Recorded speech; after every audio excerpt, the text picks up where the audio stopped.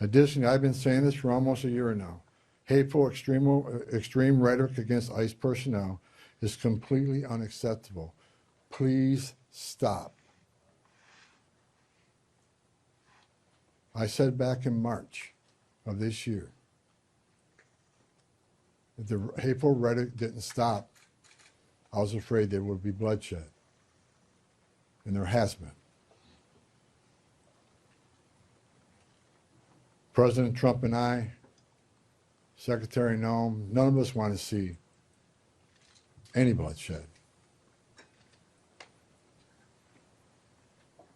It is no doubt encouraging and inciting certain people to violate the law, wanting to harm and actually harm law enforcement, and their families, is unacceptable. I want to say I appreciate the discussions had with the governor, Mayor Frey, and the Attorney General. We've had frank, honest discussions. We don't agree on everything, but we do agree on the need for public safety. And we do agree that ICE has a role to enforce the immigration laws of this country.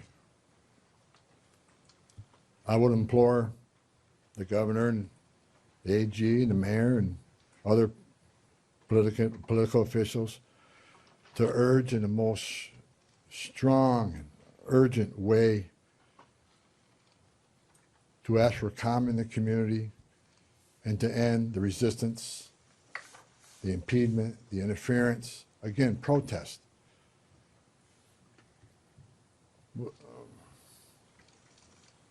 But stop impeding, stop interfering, stop violating the law, because we will arrest you. In closing, President Trump and I would like to thank the men and women of ICE, Border Patrol, and other federal agencies on the ground here for your dedication to the oath you swore to enforce the federal laws and promote public safety through the work you do. That hasn't been easy.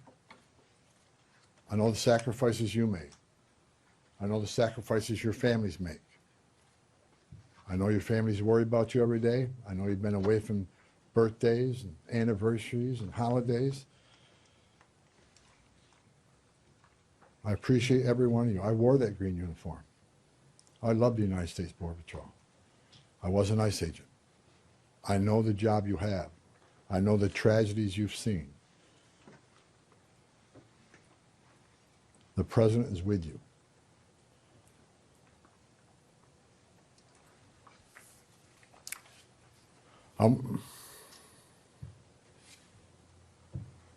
Again, I want to thank Governor Walz, Attorney General, and Mayor for the candid, insightful, productive discussions we had. Again, I'm not saying we agree on everything, but I think we all already accomplished great things in Minnesota. I am optimistic we will achieve even more in the coming days to make this city safer. I would also like to thank the numerous local law enforcement officials I was able to meet with the last 9 days since I arrived here. I appreciate hearing from local law enforcement, their perspective on what's happening. I appreciate the desire to enhance communications between their agencies and our agencies, and that communication has been vastly improved. I truly appreciate your commitment to respond to federal law enforcement in a time of need.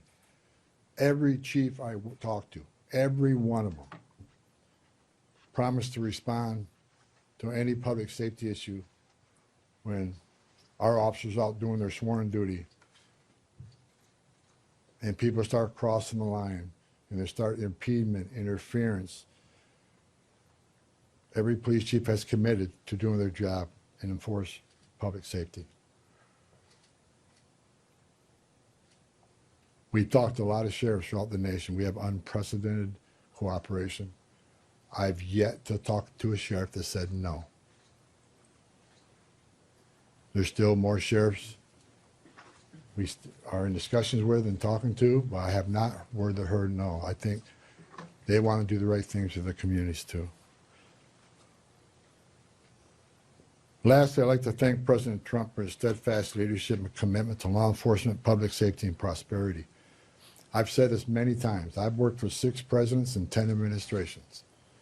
When it comes to public safety, border security, immigration enforcement, No one's done it better than President Trump. His success is unprecedented. Later on today, Secretary Noem is having a press conference on our southern border, the most secure border in the history of this nation, because of the leadership of President Trump and the men and women over there wearing a green uniform. Most secure border in the history of this country, which means less children are dying making that journey, less women and children being sex trafficked, less fentanyl getting in this country to kill our young people, less known suspected terrorists being released in this country.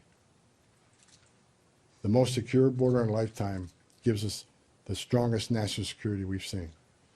You can't have strong national security without strong border security. I wish I could be at that press conference, but the president has called me here. I just had a small part in it. The reason we have the most secure border is because of President Trump's leadership and the men and women wearing the green uniform, which I once wore. I just reported, I was down there with Commissioner Scott, CBP Commissioner Scott, 2 weeks ago. We went through that border in boat, forward drive, and in the air. We toured the border in California, Texas, and Arizona. And I did not see one illegal alien. Think about that. The last 9 months, no one's been released from that border. The most secure border in the history of this nation. So God bless the men and women of the Border Patrol. God bless President Trump for his leadership. And God bless